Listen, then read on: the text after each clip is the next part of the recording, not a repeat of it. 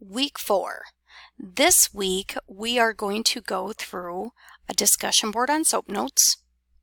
You also have assignment number 7, and keep in mind we are still in Unit 1, and this unit is out of Chapter 4 in your Essentials of Health Information Management textbook. Also this week, you need to go through PowerPoint number 4.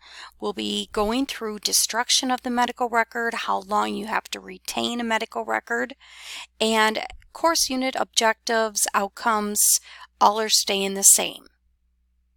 So one thing I do want to go over here is the message board for SOAP notes.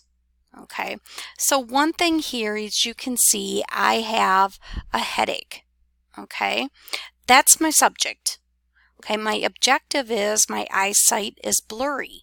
Remember, the objective is something again that is more of the examination.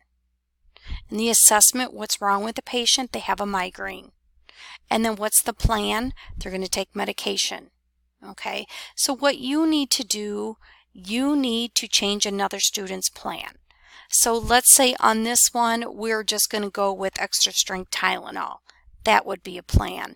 Or cold compresses, dark room. That would be a plan. Okay, and then assignment 7, just real briefly here.